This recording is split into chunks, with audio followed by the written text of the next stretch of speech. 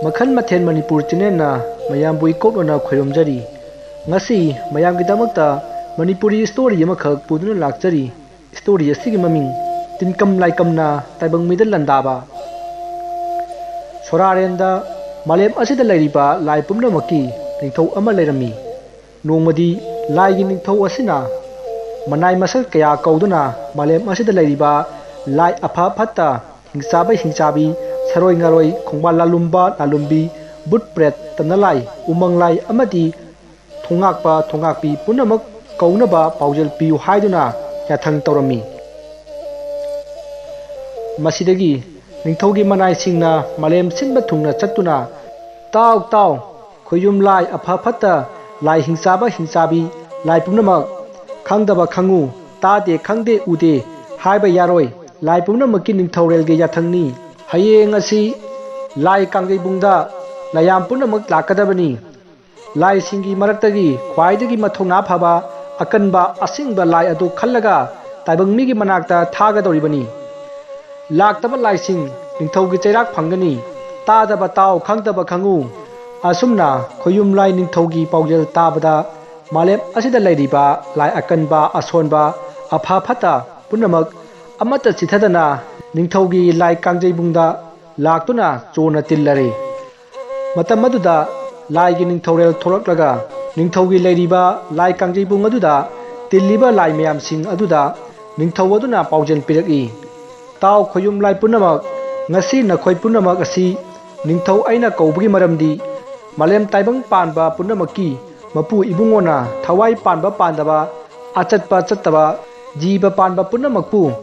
semakpada taibang miyoi ba haiba asina khwaidagi athoiba nungayai phaiba mapok oina semkhre aduna khoyum lai oiba ikhoi phauba usittaba taibang mi kaya thorakle aduna taibang mi singi mathakta aikhoi layam singna landaba otpa naiba tawduna lai aikhoigi itik igunasi khanghandaba yade lai aikhoina landaba matamda taibang mi gi mathwaidi loba yade ko karigumba mathwai lorurabadi mausa kaubi ima lemaren sidabina lai aikhoida amuk landaраktuna akan machairak pirakani taibang miyoi ba haibasidi leimarel sidabigi macha masu ngaktani asumna ningthau aduna harabgi matung ningthau aduna makha tar'i ngasi kangeibungda tilliba layam nekhoigi marakta kana taibang migi manakta chatningi haina ningthauna hanglai matam aduda layam punamakna ai chatke haiduna launarei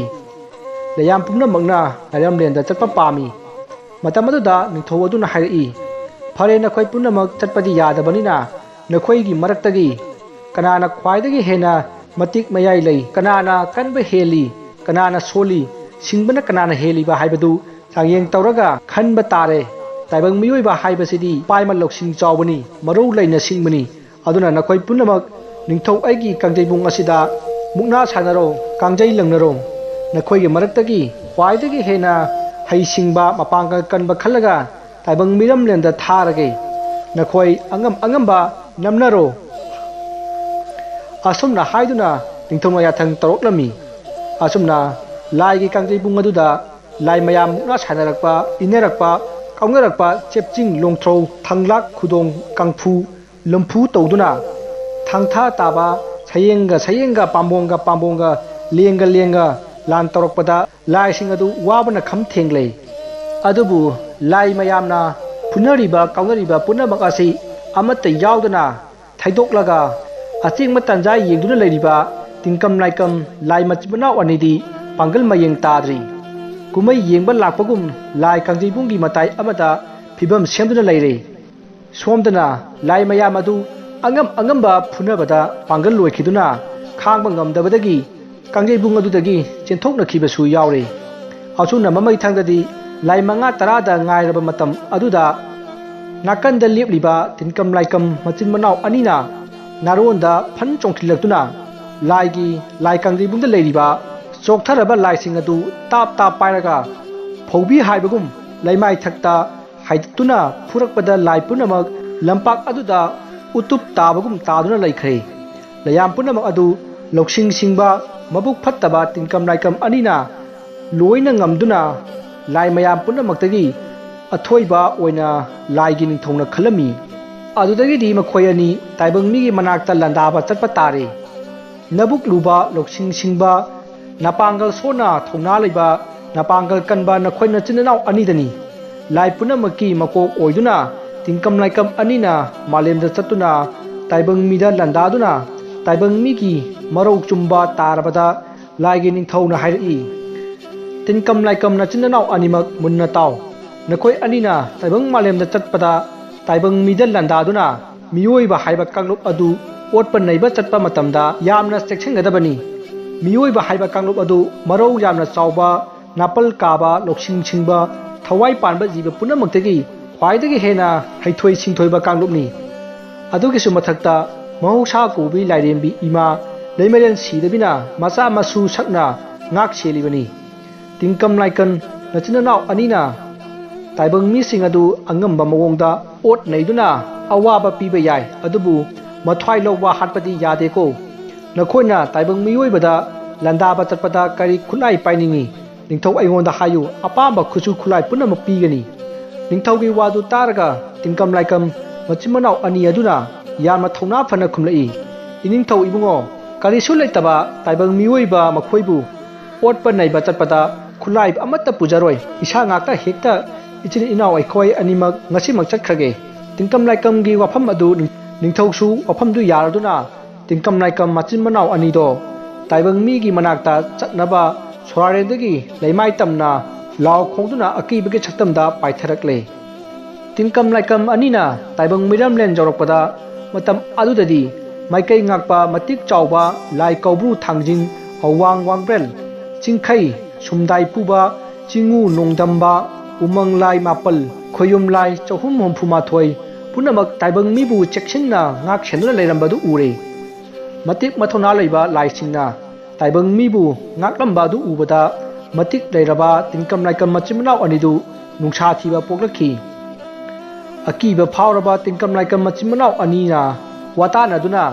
ꯃꯥꯏꯀꯩ ꯉꯥꯛꯄ ꯂꯥꯏꯁꯤꯡꯕꯨ ꯈꯨꯔꯨꯝꯖꯁꯤ ꯍꯥꯏꯅ ꯂꯦꯞꯅꯔꯦ꯫ ꯑꯗꯨꯗꯒꯤꯗꯤ ꯈꯨꯗꯛꯇ ꯇꯤꯡꯀꯝ ꯂꯥꯏꯀꯝ ꯑꯅꯤꯗꯣ ꯎꯆꯦꯛꯀꯤ ꯁꯛꯇꯝ ꯂꯧꯗꯨꯅ ꯃꯥꯏꯀꯩ 4 ꯊꯨꯡꯅ ꯄꯥꯏꯗꯨꯅ ꯂꯥꯏ ꯀꯧꯕ꯭ꯔꯨ ꯊꯥꯡꯖꯤꯡ ꯑꯋꯥꯡ ꯋꯥꯡꯕ꯭ꯔꯦꯟ ꯃꯥꯔꯖꯤꯡ 4ꯕꯨ ꯈꯨꯔꯨꯝꯖꯔꯝꯃꯤ꯫ ꯃꯥꯏꯀꯩ ꯉꯥꯛꯄ ꯂꯥꯏ 4ꯕꯨ ꯈꯨꯔꯨꯝꯖꯔꯕ ꯂꯣꯏꯔꯕꯗ ꯇꯤꯡꯀꯝ ꯂꯥꯏꯀꯝ ꯃꯆꯤꯟ ꯃꯅꯥꯎ ꯑꯅꯤꯅ ꯇꯥꯏꯕꯪ ꯄꯥꯟꯕꯗ ꯂꯩꯔꯤꯕ ꯈꯣꯡꯇꯦꯛ ꯃꯤꯇꯥꯡ ꯅꯥꯄꯪ ꯑꯃꯗꯤ ꯑꯀꯟ ꯑꯊꯧ ꯄꯨꯝꯅꯃꯛ ꯇꯥꯅꯅꯕ ꯅꯣꯡ ꯈꯣꯡꯕꯒꯨꯝ ꯃꯥꯂꯦꯝ ꯊꯛ ꯊꯛ ꯅꯤꯛꯄ ꯐꯥꯎꯕ ꯑꯀꯤꯕꯒꯤ ꯈꯣꯟꯐꯝꯗ ꯂꯥꯎꯔꯛꯏ, ꯇꯥꯎ ꯇꯥꯎ, ꯃꯥꯂꯦꯝ ꯑꯁꯤꯗ ꯂꯩꯔꯤꯕ ꯇꯥꯏꯕꯪ ꯃꯤꯑꯣꯏꯕ ꯄꯨꯝꯅꯃꯛ, ꯉꯁꯤ ꯇꯤꯡꯀꯝ ꯂꯥꯏꯀꯝ ꯏꯆꯤꯟ ꯏꯅꯥꯎꯅ ꯃꯥꯂꯦꯝ ꯑꯁꯤꯗ ꯂꯩꯔꯤꯕ ꯇꯥꯏꯕꯪ ꯃꯤꯁꯤꯡꯒꯤ ꯅꯈꯣꯏꯒꯤ ꯃꯊꯛꯇ ꯂꯥꯟꯗꯥꯕ ꯂꯥꯛꯂꯤ꯫ ꯃꯔꯝ ꯑꯗꯨꯅ ꯇꯥꯏꯕꯪ ꯃꯤ ꯄꯨꯝꯅꯃꯛ ꯇꯤꯡꯀꯝ ꯂꯥꯏꯀꯝ ꯏꯆꯤꯟ ꯏꯅꯥꯎꯅ ꯑꯣꯠ ꯅꯩꯗꯨꯅ ꯁꯤꯕ ꯃꯆꯦꯠ ꯈꯥꯛꯅ ꯑꯋꯥꯕ ꯄꯤꯕ ꯇꯥꯔꯦ꯫ ꯀꯔꯤꯒꯨꯝꯕ ꯑꯋꯥ ꯑꯅꯥ ꯈꯨꯗꯣꯡꯊꯤꯕ ꯅꯪꯅꯤꯡꯗ꯭ꯔꯕꯗꯤ ꯇꯥꯏꯕꯪ ꯃꯤ ꯅꯈꯣꯏꯅ ꯆꯥꯒꯗꯕ ꯆꯤꯟꯖꯥꯛ ꯄꯨꯝꯅꯃꯛ ꯑꯩꯈꯣꯏꯒꯤ ꯏꯅꯥꯛꯇ ꯊꯤꯜꯂꯛꯎ꯫ ꯑꯩꯈꯣꯏ ꯇꯤꯡꯀꯝ ꯂꯥꯏꯀꯝ ꯏꯆꯤꯟ ꯏꯅꯥꯎꯅ ꯉꯁꯤꯗꯒꯤ ꯊꯦꯡꯒꯨꯝ ꯆꯤꯡꯒꯤ ꯊꯦꯜꯗ ꯂꯩꯔꯒꯦ꯫ ꯀꯔꯤꯒꯨꯝꯕ ꯊꯤꯜꯂꯛꯇ꯭ꯔꯕꯗꯤ ꯍꯌꯦꯡꯗꯒꯤ ꯍꯧꯗꯨꯅ ꯅꯈꯣꯏꯒꯤ ꯅꯊꯥꯗ ꯀꯣꯟꯗꯨꯅ ꯊꯝꯂꯤꯕ ꯅꯆꯥ ꯄꯨꯝꯅꯃꯛ ꯑꯩꯈꯣꯏꯅ ꯆꯤꯟꯖꯥꯛ ꯑꯣꯏꯅ ꯆꯥꯊꯣꯛꯀꯅꯤ꯫ ꯇꯥꯎ ꯇꯥꯎ, ꯈꯪꯗꯦ ꯇꯥꯗꯦ ꯍꯥꯏꯕ ꯌꯥꯔꯣꯏ꯫ ꯇꯥꯎ ꯇꯥꯎ, ꯇꯤꯡꯀꯝ ꯂꯥꯏꯀꯝ ꯏꯆꯤꯟ ꯏꯅꯥꯎꯒꯤ ꯌꯥꯊꯪꯅꯤ꯫ ꯇꯤꯡꯀꯝ ꯂꯥꯏꯀꯝ ꯑꯅꯤꯒꯤ ꯑꯀꯤꯕ ꯐꯪꯂꯛꯄ ꯂꯩꯄꯥꯎꯈꯣꯜ ꯑꯗꯨ ꯇꯥꯕꯗ ꯇꯥꯏꯕꯪ ꯃꯤꯑꯣꯏꯕ ꯄꯨꯝꯅꯃꯛ ꯃꯤꯄꯥꯏ ꯊꯕꯥꯏꯕ ꯑꯀꯤꯕ ꯑꯃ ꯄꯣꯛꯂꯛꯂꯝꯃꯤ꯫ ꯇꯥꯏꯕꯪ ꯃꯤ ꯄꯨꯝꯅꯃꯛ ꯂꯥꯏꯒꯤ ꯈꯣꯟꯖꯦꯜ ꯇꯥꯕꯗ ꯄꯨꯂꯞ ꯄꯨꯂꯞ ꯇꯥꯁꯤꯟꯅꯗꯨꯅ ꯋꯥ ꯇꯥꯅꯔꯝꯃꯤ꯫ ꯂꯥꯏꯔꯕ ꯏꯃꯨꯡ ꯀꯌꯥꯅ ꯑꯩꯈꯣꯏ ꯐꯥꯎꯕ ꯆꯔꯥ 2 ꯁꯨꯅ ꯆꯥꯕ ꯀꯣꯟꯅꯗ꯭ꯔꯕ ꯃꯇꯝ ꯑꯁꯤꯗ ꯀꯔꯝꯅ ꯃꯈꯣꯏꯒꯤ ꯆꯥꯛꯊꯥꯛ ꯍꯨꯟꯒꯅꯤ? ꯀꯔꯤꯒꯨꯝꯕ ꯆꯥꯛꯊꯥꯛ ꯄꯤꯗ꯭ꯔꯕꯗꯤ ꯏꯊꯥꯅꯨꯡꯗꯒꯤ ꯏꯆꯥ ꯅꯨꯡꯁꯤꯔꯕ ꯅꯨꯡꯁꯤꯔꯕꯤ ꯄꯥꯔꯤ ꯇꯣꯝꯕ ꯏꯃꯣꯝ ꯑꯇꯣꯟꯕꯤ ꯄꯨꯝꯅꯃꯛ ꯇꯤꯡꯀꯝ ꯂꯥꯏꯀꯝ ꯑꯅꯤꯅ ꯃꯨꯟꯗꯨꯅ ꯆꯥꯊꯣꯛꯈꯤꯕ ꯇꯥꯕꯅꯤ꯫ ꯑꯁꯨꯝꯅ ꯂꯥꯏꯔꯕꯤ ꯀꯌꯥ ꯑꯃꯗꯤ ꯃꯆꯥ ꯍꯥꯠꯈ꯭ꯔꯒꯅꯤ ꯈꯟꯕꯗ ꯎꯔꯥꯎ ꯊꯔꯥꯎꯕ ꯀꯞꯄ ꯂꯥꯎꯕꯒꯤ ꯈꯣꯟꯖꯦꯜꯅ ꯇꯥꯏꯕꯪ ꯃꯥꯂꯦꯝ ꯄꯨꯝꯅꯃꯛ ꯃꯤꯀꯞ ꯃꯤꯔꯥꯎꯈꯣꯜꯅ ꯁꯤꯟ ꯊꯨꯡꯅ ꯅꯤꯟꯈ꯭ꯔꯦ꯫ ꯃꯇꯝ ꯑꯗꯨꯗ ꯏꯅꯥꯛ ꯈꯨꯟꯕ ꯑꯀꯟ ꯑꯊꯧ ꯀꯌా ꯑꯃꯅ ꯂꯥꯛꯂꯒ ꯂꯥꯏꯔꯕꯁꯤꯡ ꯑꯗꯨꯗ ꯍꯥꯏꯔꯛꯏ, ꯀꯔꯤꯒꯤ ꯀꯞꯂꯤꯕꯅꯣ? ꯂꯥꯏ ꯍꯤꯡꯆꯥꯕ ꯍꯤꯡꯆꯥꯕꯤ ꯃꯁꯛꯁꯨ ꯎꯕ ꯐꯪꯗꯕ ꯇꯤꯡꯀꯝ ꯂꯥꯏꯀꯝ ꯍꯥꯏꯕ ꯂꯥꯏ ꯐꯠꯇꯕ ꯃꯆꯤꯟ ꯃꯅꯥꯎ ꯑꯅꯤꯗꯨꯅ ꯇꯥꯏꯕꯪ ꯃꯤ ꯑꯩꯈꯣꯏꯕꯨ ꯀꯔꯤ ꯇꯧꯕ ꯉꯝꯒꯅꯤ ꯍꯥꯏꯕꯒꯦ? ꯅꯈꯣꯏ ꯀꯔꯤꯁꯨ ꯋꯥꯔꯨꯅꯨ, ꯑꯗꯨꯒꯤ ꯁꯔꯨꯛ ꯆꯥꯛ ꯏꯁꯤꯡ ꯊꯣꯡꯗꯨꯅ ꯆꯥꯊꯣꯛꯂꯨꯔꯣ꯫ ꯇꯤꯡꯀꯝ ꯂꯥꯏꯀꯝ ꯑꯅꯤꯗꯣ ꯑꯩꯈꯣꯏ ꯉꯥꯡꯅꯒꯦ ꯍꯥꯏꯗꯨꯅ ꯁꯦꯟꯖꯥꯎ ꯄꯥꯏꯕꯁꯤꯡꯅ ꯊꯦꯝꯖꯤꯜꯂꯝꯃꯤ꯫ ꯃꯇꯨ ꯁꯣꯟꯕ ꯂꯥꯏꯔꯕꯁꯤꯡ ꯑꯗꯨꯗꯤ ina khunbasing adugi wa adu achumba oroboi ningduna mayum mayumda changduna sa ising thongduna sa thakuna laikhre somdana lai tingkam laikam machin manau anina thengum chingi ther mathakta taibang mina sana thaknaba porakani haiduna ngaiduna leiraga taibang mina chinjak thilaktabadagi mai hongna saure adudagidi tingkam laikam machin manau anina yumthong khudingi changduna taibang mi punamak otpa naiba horakle lai tingkam laikam anido masak udaba nungsike chaktam lawraduna imung manungda changba horakle aduga lairaba imung kayana laita thongjaba chak insang punamak manghal takhalle chak chage haiduna chak hulakpada khutagi chak adu nungsike sahum lawduna munduna langthoklami pukham dagi chak punamak mitta ut wai oina uhanduna akiba pokhalami mataw asumna yumthong khudingda changduna otpa naiba horakpada lairba punamak sidi haibata mangaire wabana kham thengnare ina kaira khunba imung kayada apikpa jiba amagi saktam lawduna changrubada akan aring singduna tinkam laikam anida lanthengna si haiduna chungthorakle thang ten chai paiduna tinkam laikam anibu phuba horoklami arudagi tinkam laikam machimanau anido pichak pikna lairamba masa adu khangchau chauthoroklami khudakta akibagi saktam oiraba hingchabi ke saktam lawduna akan aring singnariba taibang mi sing adu supai pairaga laimai thakta haidatuna sor taning chamang samnadaba makhai phiding chonghanduna laknarami masidagi taibang mi punamak kanararoi khaladuna lai tingkam laikam anida hairai he akan ba thoba lai tingkam animak nakhoina yumthong khuding changduna potpa naiba si tokpiro taibang mi aikhoina nomagi soidana tingkam laikam nachina naugi sakthak adu hunjalaklage haijare taibang mi gi wafam adu yaraduna tingkam laikam anina hairai phare nakhoina haijarabani yabirage aikhoi tingkam laikam ichin inau anina thingurum chingi chingthakta laigani karigumba aikhoi ge chinjak adu poraktaba thoklabadi taibang miwoiba nakhoi punamaki chakhau mathak makha onthokadabani khangu asumna tawduna tingkam laikam anida taibang mina nimit khudingi chakthak khulakpada mamaidadi taibang mi singado makhoi phawba chaba phangdabadagi sining chitta hinglami arudagidi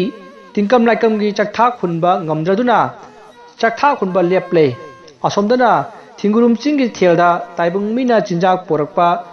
ngaiduna leiraba tingkam laikam machimanau anido taibang mina chinjak poraktaba adudadi mai hongna saure tingkam laikam machim anau anina khali taibang miyoiba haiba jat asidi onthokna marau chawba anam kanba kangdupni makhoina matam khara tat tawsinaduna chinjak porakpa horomlaga amu poraktre khangani yumthong khuding changduna arai ariba punama manghallage asumna tingkam laikam anina khungang khudingda chattuna labukta inkholda hoba mana masing uwa napi singbi phaucheng amadi enjak napi punamak uphul tananai khaiba horakle uwa punamak lekang lepung kangle pukri khongbal turel punamak laikrak chatpa kangba horakle tingkam laikam machimanau anina ot naibata taibang mi punamak siningdabadagi thawai hingnaba uru waru saduna khangarami aduga khara amana ising thaknaba phangdabadagi lainang khara thak una wana khara sa tawduna tharoi kangrum tabagum wana punsi hingba horakle sana thaknaba punamak tingkam laikam anina manghan khibadagi malem pumba uphul taduna lekangla on khibadagi taibang chinjak chadabana mi punamak layeng phaire mamit udre ko ngaure hogatuna chatpa phawang amsinlatre ningsha sor holi haibata ngaire laimaida uphul matum tabagum ta duna leire thawaina langheng muktang chauna kang khongbagumna na heduna imagi tampakta ima lemaren sidabigi mausa kobi imagi mingkhai sonduna khangba horakle taibang migi awaba matau uraga tingkam laikam machimanau anido akiba saktam lawduna khangna noktuna nunga yaifana taibang migi awabadu kumai oina yengduna leikhi asomna matam khara otpya otla matung lai singna ngamba du ulamlaga laibakta amu hankhre ꯃꯁꯤꯗꯒꯤ ꯇꯥꯏꯕꯪ ꯃꯤꯁꯤꯡ ꯑꯗꯨꯅ ꯇꯤꯡꯀꯝ ꯂꯥꯏꯀꯝ ꯃꯆꯤꯟ ꯃꯅꯥꯎ ꯑꯅꯤꯅ ꯑꯣꯠꯂꯝꯕ ꯑꯗꯨꯗꯒꯤ ꯀꯤꯗꯨꯅ ꯂꯥꯏꯁꯤꯡꯕꯨ ꯈꯣꯏꯔꯨꯝꯖꯕ ꯊꯥꯖꯕ ꯍꯧꯔꯛꯇꯨꯅ ꯂꯥꯏꯕꯨ ꯈꯣꯏꯔꯨꯝꯖꯕ ꯍꯧꯔꯛꯈꯤ꯫ ꯑꯁꯨꯝꯅ ꯇꯥꯏꯕꯪ ꯃꯤꯁꯤꯡ ꯑꯗꯨ ꯂꯥꯏ ꯈꯣꯏꯔꯨꯝꯖꯕꯗꯒꯤ ꯑꯅꯥ ꯑꯌꯦꯛ ꯌꯥꯎꯗꯅ ꯃꯍꯧꯁꯥꯒꯤ ꯄꯨꯟꯁꯤꯗ ꯍꯟꯖꯤꯟꯗꯨꯅ ꯅꯨꯡꯉꯥꯏ ꯌꯥꯏꯐꯅ ꯂꯩꯔꯤꯛ ꯂꯩꯔꯥꯛ ꯊꯟꯅ ꯄꯥꯟꯈ꯭ꯔꯦ꯫ ꯋꯥꯔꯤ ꯑꯁꯤ ꯃꯇꯥꯡ ꯑꯁꯤꯗ ꯂꯣꯏꯖꯔꯦ꯫ ꯋꯥꯔꯤ ꯑꯁꯤꯗ ꯁꯣꯏꯈꯤꯕ ꯂꯥꯟꯈꯤꯕ ꯋꯥꯍꯩ ꯋꯥꯇꯥ ꯀꯌꯥ ꯌꯥꯎꯔꯕꯁꯨ ꯇꯥꯕꯤꯔꯤꯕꯁꯤꯡꯅ ꯄꯨꯛꯆꯦꯜ ꯆꯥꯎꯅ ꯉꯥꯛꯄꯤꯒꯅꯤ꯫